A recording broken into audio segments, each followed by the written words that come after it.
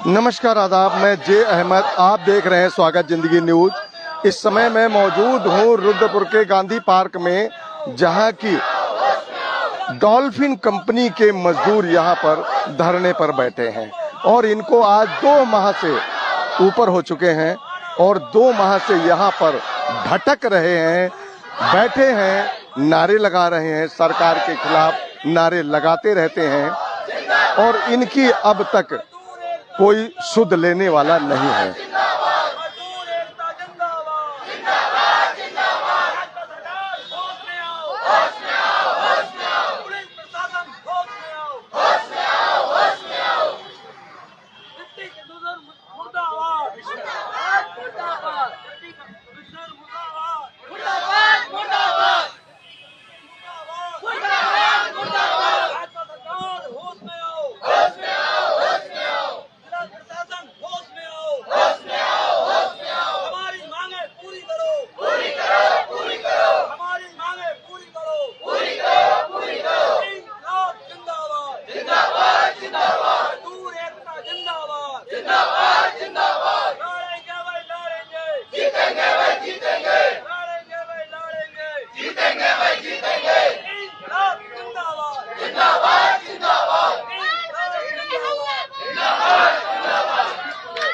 ये दोस्तों, अगर आपको बताऊं तो ये वही श्रमिक हैं, ये वही मजदूर हैं।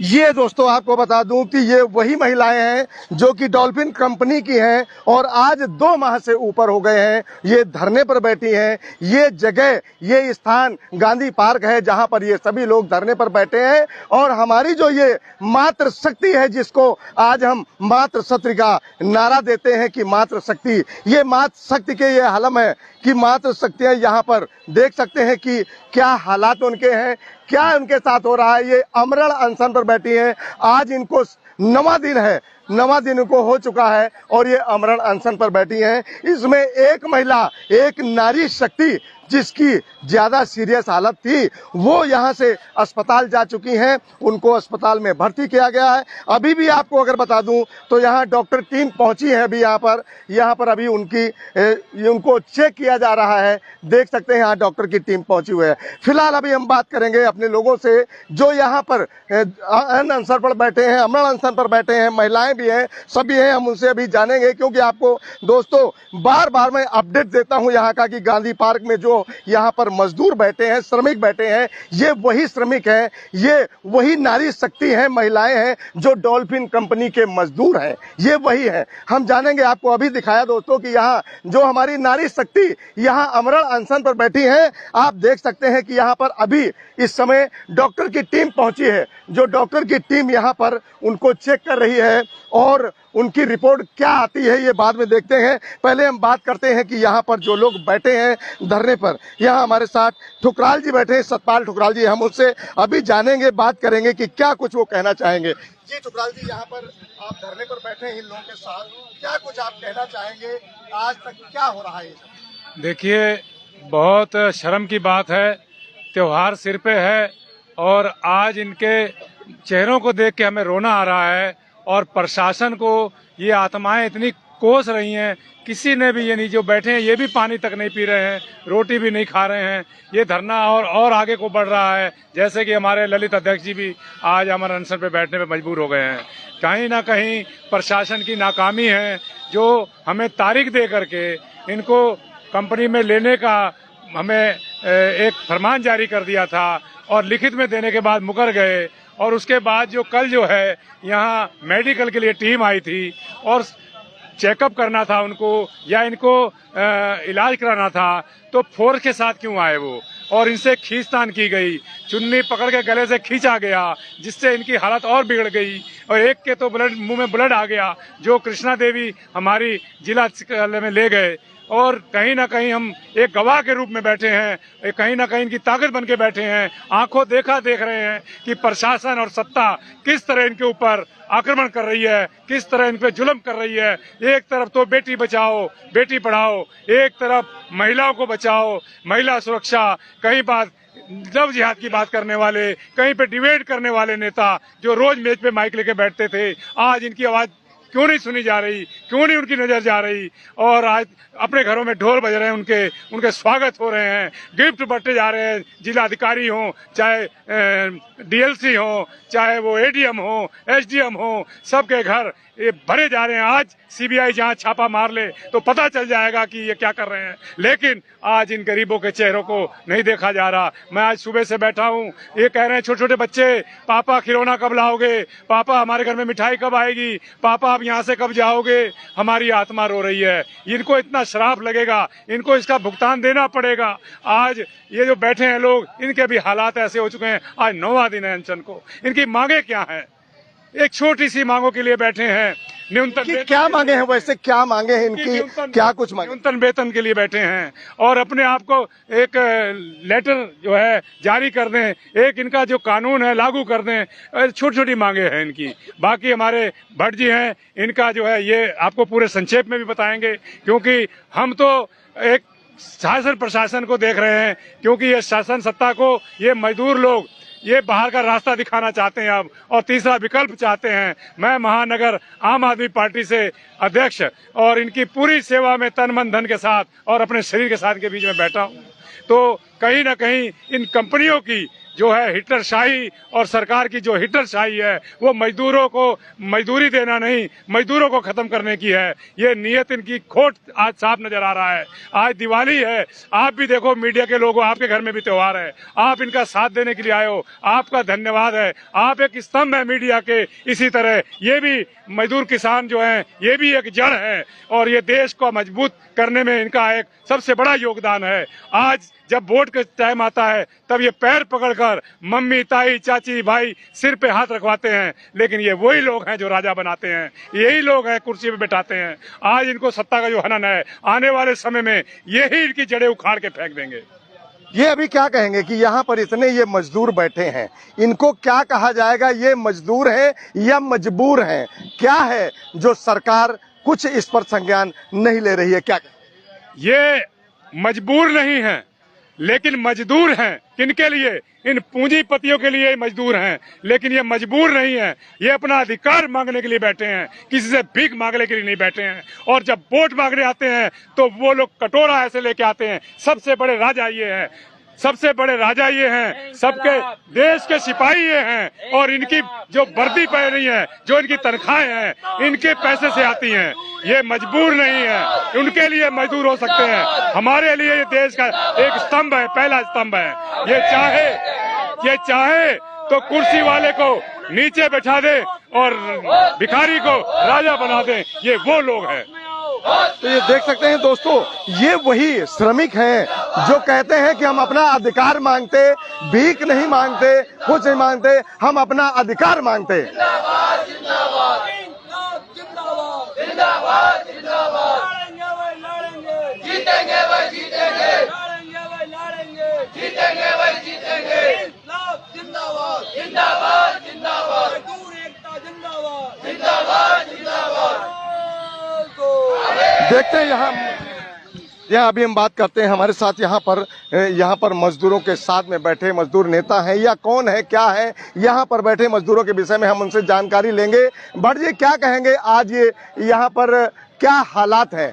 नारी शक्ति के बारे में आपसे हम जानेंगे कि नारी शक्ति जो शब्द दिया गया महिलाओं को, आज महिलाएं ये कितनी क्यों मजबूर हैं, क्यों नहीं सुना जा रहा। क्या पहली बात तो है कि श्रम भवन में डीएलसी के कार्यालय में रुद्रपुर में कुछ दिन पहले नोटों की गड्डियां पाई गई थी। अभी पिछले 4-5 दिनों से गिफ्टों की लाइन लगी है, गाड़ी भर भर के जा रहा है डीएलसी के ऑफिस में, वहाँ श्रम उप श्रम आयुक्त कार्यालय में सीसीटीवी कैमरे लगे होंगे वहाँ पर को उसकी जांच होनी चाहिए। वो गिफ्ट कहाँ से जा रहे हैं, वो गाड़ियों में सिटकुल के पूंजीपति लोग लेकर के जा रहे हैं और उसमें से डॉल्फिन कंपनी भी होगी।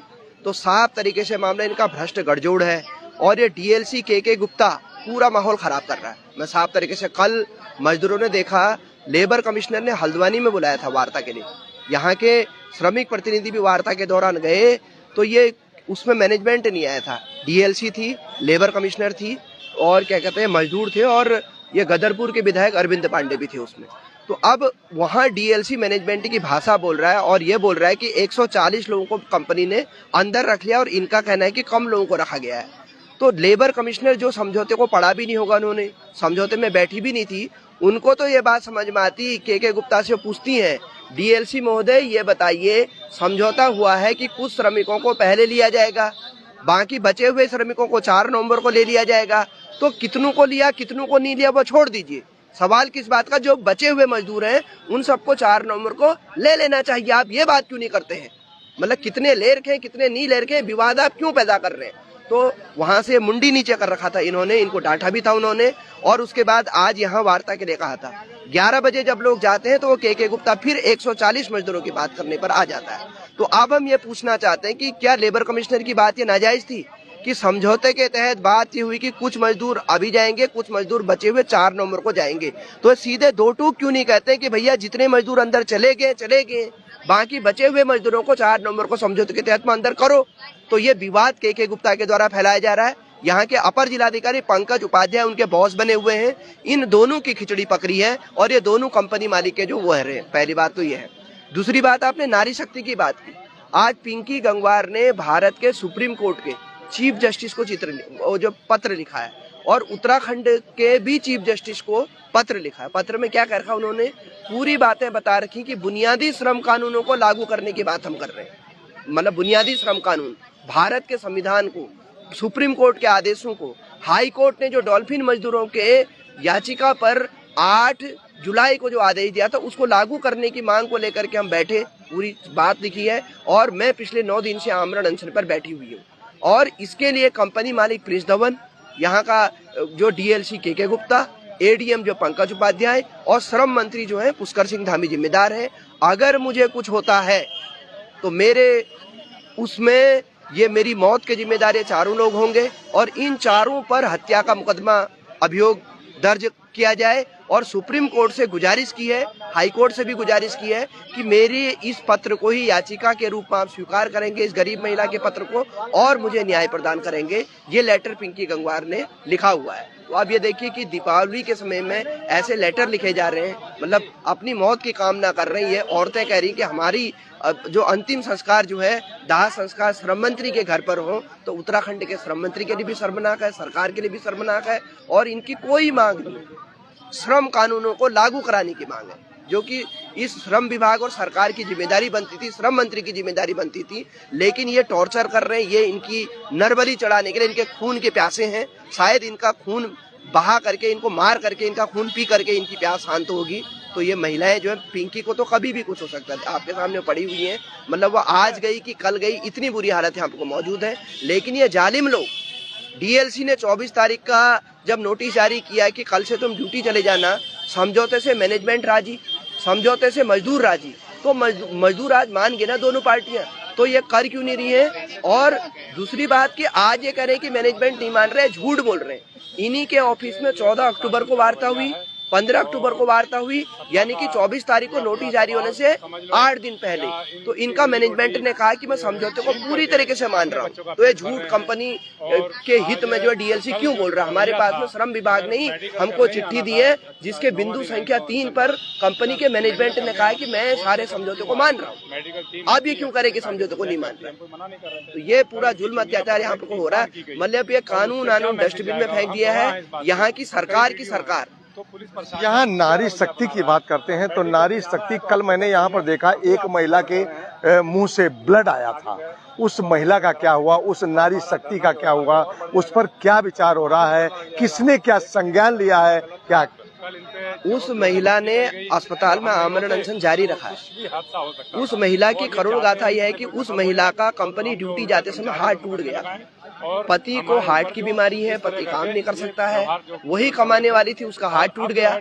हार्ट टूटने के बाद में कानून के हिसाब से, क्योंकि जब ड्यूटी को आना और जाने तक का जो ऑन ड्यूटी माना जाता है, तो कंपनी की जिम्मेदारी थी इलाज कराने की, कंपनी की जिम्मेदारी थी बैठे दिन की तनख्वाह देने की। कानून में लिखा हुआ वो परमानेंट मजदूर है।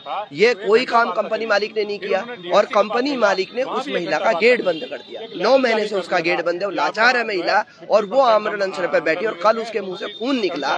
वो खून कंपनी मालिक प्रिंस धवन ने निकाल रखा है। वो इनके खून का प्यासा है इन महिलाओं का। उस महिला के हाथ में देखिए हड्डी वहाँ पे दिख रही है, अभी भी मांस नहीं आया हड्डी में, उसका गेट बंद कर रखा है।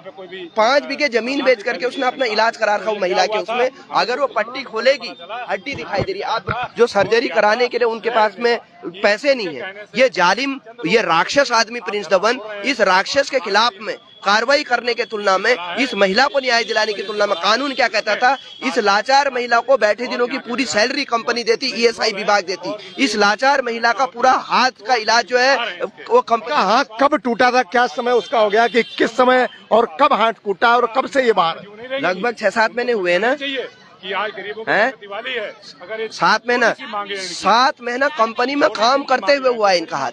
ये कंपनी के अंदर ऑन ड्यूटी में हुआ है। ये अत्याचारी राक्षस प्रिंस धवन जो है ऐसे निगल रहा है इन महिलाओं को। लेकिन यहाँ का श्रम मंत्री, यहाँ का विधायक, यहाँ का ADM, यहाँ का DLC उसकी गोद में बैठा हुआ है। प्रिंस धवन को अपनी सरकार मान रहा है। ये आपके सामने मौजूद है। ये नरबली ले रहे हैं, ये खून बहा रहे मजदूरों का, इनके साथ में अत्याचार कर रहे हैं। तो कहीं ना कहीं तो दोस्त देखते हैं कि अभी यहाँ जो हमारे यहाँ पर जिसको हम नारी शक्ति कहते हैं, उन नारी शक्ति जैसा नाम दिया गया है, हम उनसे बात करेंगे, उस नारियों से बात करेंगे कि जो वो धरने पर यहाँ बैठी हैं, काफी लंबा अरसा हो चुका है और धरने पर बैठी हैं। क्या कहेंगी, धरने पर आप कब से बैठी हैं और क्या कुछ आपके साथ क्या संज्ञान में सरकार ने लिया है? संघर्ष में हम यहाँ 4 जनवरी से हैं और हमारी जो महिला साथी हमारी जो पिंकी गंगवार है, इनकी हालत काफी नाजुक बन चुकी है। लेकिन फिर भी मालिक हमारा इतना बेरहम है, लेकिन उसको रहम नहीं आ रहा है।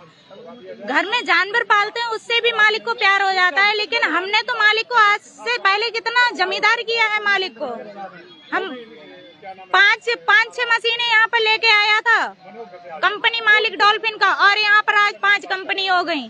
तब उसको बातें आ रही है। मैं ज्यादा कुछ नहीं कहूंगी, यही कहूंगी कि जुल्मी कब तक राज करेगा 17 के अंगारों से, और जर्रा जर्रा गूंज उड़ेगा इंकलाब के नारों से। समझदारी इसी में उसके चमचों की कि भलाई में आ जाए, वरना हम पीछा कहीं तक छोड़ने वाले नहीं है। चाहे हमारी जान चली जाए, इससे हमें परवाह नहीं। हमारा कोई दुश्मन नहीं है यहाँ पर। अगर दुश्मन है तो हमारा कंपनी मालिक डॉल्फिन जो प्रिंस धवन है और यहाँ का शासन प्रशासन है और ELC DLC है। DLC में तो आए दिन अभी गिफ्ट आ रहे हैं।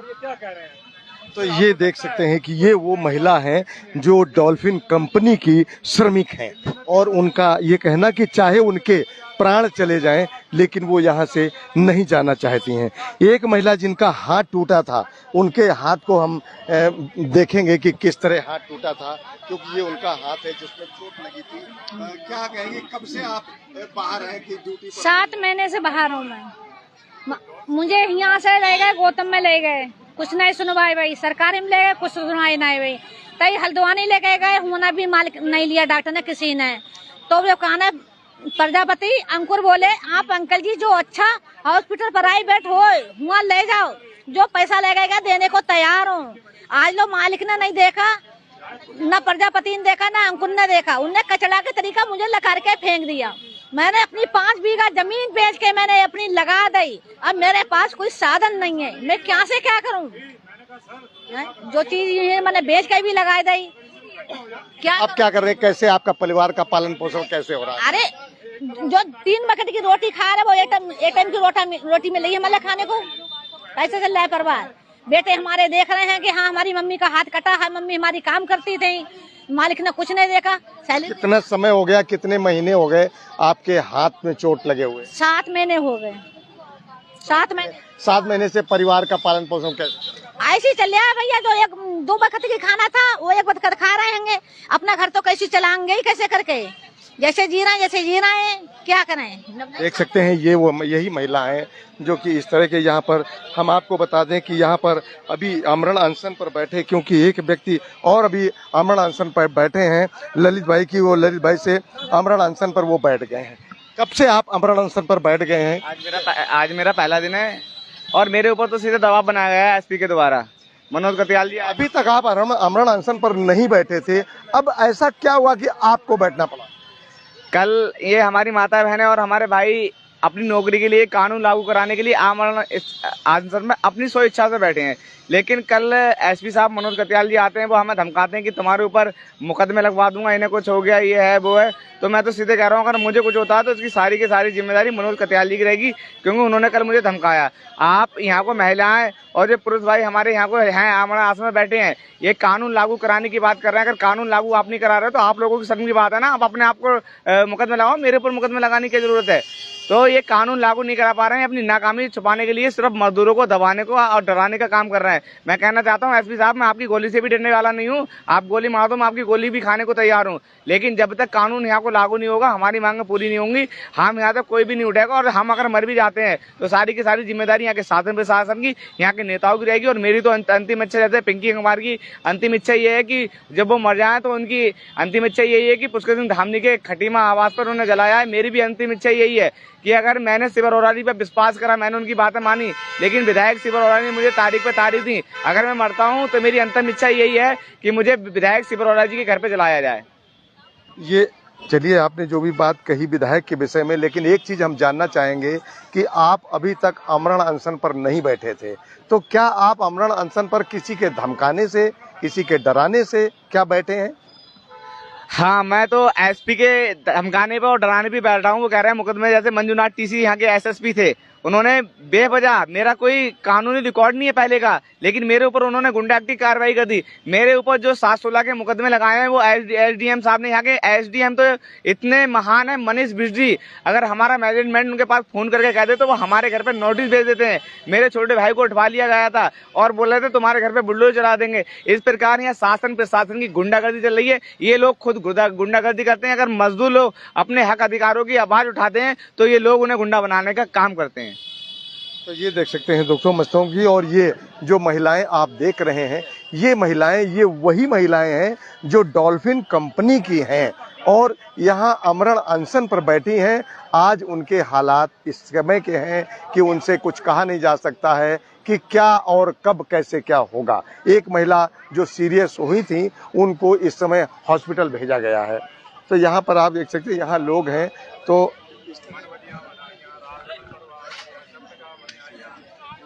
यहाँ पर लोग जो बैठे हैं इस समय यहाँ पर बैठे, तो ये वही मजदूर हैं जो कि आपको बता दूं